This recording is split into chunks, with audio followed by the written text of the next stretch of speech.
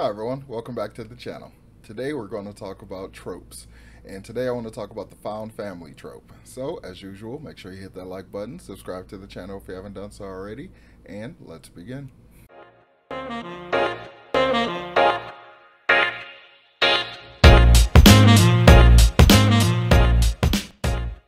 So today I want to start off my series of trope talks by talking about one of my favorite tropes that exist in both TV and literature, the found family trope.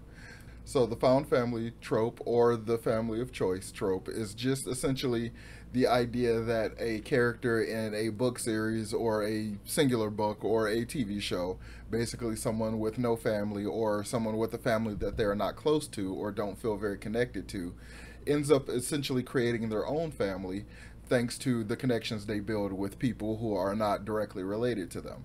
So they become close as family or closer than family. So they become essentially their new family, their found family. So I really like that trope because it's so applicable to me in real life. Granted, I have a great family and I am really close to a lot of my family, but I also have a found family. So some of my friends that I made way back in high school are still very, very close. I consider some of them family, and the friends that I made in college, specifically my fraternity brothers, I really do consider a lot of them like actual brothers. So it's something that really does apply to my life and something that I definitely relate to quite a lot. So I wanted to talk a little bit today about the nature of that trope and give a few examples of my favorite found families in literature, specifically in fantasy, kind of fantasy. Fantasy, yeah. So the use of this trope in things like TV shows and movies are kind of used as more or less a shorthand in order to get all our main characters together in a singular area, in a singular situation, really. So oftentimes the characters, regardless of their situations, will have almost nothing to do with each other. They'll be placed in a situation where they know each other, or they're rivals, or they're, ex-lovers or something like that, where their connections are close enough that they can see each other and be closer than friends, and definitely far closer than strangers. But it basically is a shorthand way to kind of allow everybody's plot line to kind of get going in the same direction. You most often see this type of example in a heist movie or a heist storyline, really. Something like Fast and the Furious. The entire group, and it's funny because as much as that series talks about family, all the Vin Diesel family memes and stuff. So as much as that series talks so much about family, a lot of the characters in there are really just together by circumstance. If you go back to like the first movie, you see that a lot of them are together because they have certain skills that can apply to a goal. But because of everything that they go through, they end up getting very, very close, and they all consider each other family. And that's probably very much pushed by Vin Diesel because family. So yeah. Other examples include stuff like Inception or even Tenet, or pretty much a lot of Christopher Nolan films where you place characters together and they become really close, closer than family. Sometimes, like in something like Inception, I don't know if you would really call them like a family. Like a lot of them get really close, but like Elliot Page's character, when they get in there, it's kind of not the same as you like the other characters. Like I feel like Joseph Gordon-Levitt and Leo DiCaprio were almost brothers in the way that those characters were shown. But like it gives a little bit of variety to the trope. You can see that they are kind of a found family, but they are, their relationships with each other, each individual relationship is different. So some may be as close as family while some are still just friends or just acquaintances.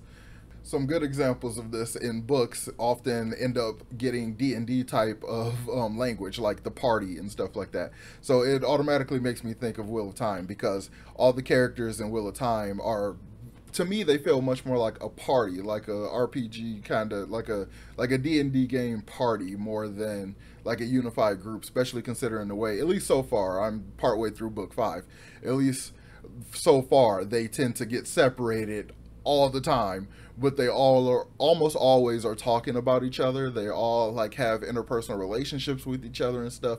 They're definitely this party, this group that is definitely like together, even though they're not always physically together. So that's one of the ones that always makes me think of it in terms of a party more so than like a family. One of the great deconstructions of this trope is the idea of a team, a companion team kind of thing. Like in Stormlight Archive, we have Bridge 4. And the Lightbringer series, we have the Blackguard. And like multiple other series, there's just these group of most often warriors or people that are basically in the same situation, and they end up relating to each other and bonding with each other. Like in the Stormlight Archive, the Bridge 4 is a bridge crew, a group of slaves who are tasked with carrying a bridge into battle. So literally going through life and death situations daily, multiple times a day. So being in that situation makes it kind of obvious and very understandable why they would end up getting so close to each other. So the Blackguard from Lightbringer, they're also a great example of a found family, where they are a group of elite fighters who will basically protect one of the religious leaders of the country. And the main character, Kip, when we start the story, he basically becomes an orphan. So when he joins the Blackguard, it immediately creates this situation of teamwork, companionship, and like found family situation. So that trope is very much used to great effect in the Lightbringer series, as well as in the Stephen King Dark Tower series. In his series, he actually in the Stephen King multiverse, he actually has a word for it. It's called a quartet, which is basically a family forged by destiny, brought together by acts of destiny. So in the Dark Tower, we have Jake Chambers, Oi, the Billy Bumbler, we have Eddie Dean, Susanna Dean, and Roland Deschain. Like, they are a quartet, they are a found family. They are all from very different locations, different times, and different worlds, but they all come together and literally become a family, to the point where in the story it is made reference multiple times how they see Roland as their father, because he is basically the leader of their quartet. So it is a very common trope and a very cool trope, and I think it's a easy kind of shorthand way to get a reader to be emotionally attached to these characters. So apart from those examples, there are millions of other examples, and I could go on all day and either give examples from books or movies or TV shows or all of the above, or crossover, all kinds, and video games too. It's such a common trope that's used all over the place, and it's a very good trope. It's a very good use of character interaction in order to kind of create a bond between characters, which helps the the reader or the viewer or the person experiencing the story to relate to the characters in a much deeper way.